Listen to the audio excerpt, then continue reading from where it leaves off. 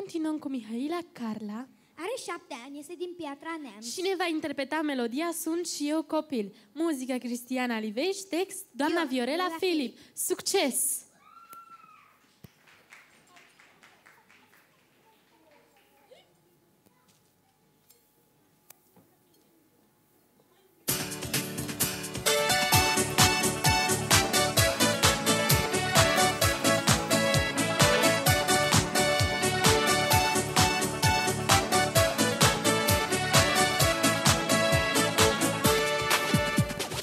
Prin un mătănel și îl pictez cu acoarele, să devină astfel tigru bengalez. Alte ori îi pun și pantofiori din coș de nucă și cu el de zor dansez. Sunt și eu copil, pot să fac tot ce vreau, chiar să sparg un geam, că nu pot să stau. Sunt și eu copil, pot să fac tot ce vreau și bătaie deloc să nu iau.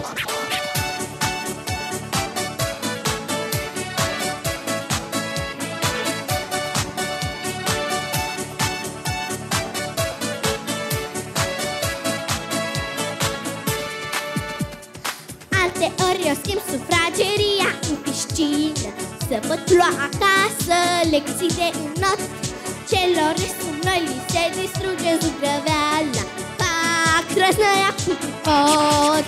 Sunt și eu copil, pot să fac tot ce vreau, chiar să sparg un geam, că nu pot să stau. Sunt și eu copil, pot să fac tot ce vreau și bătaie deloc să nu iau.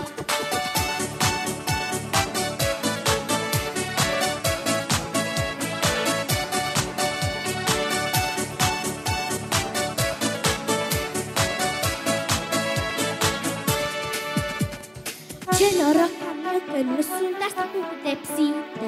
Dacă aș fi mai mare, zic că ar fi foc. Peste ani și ani mă voi gândi cu drag la toate, că n-a fost decât un joc.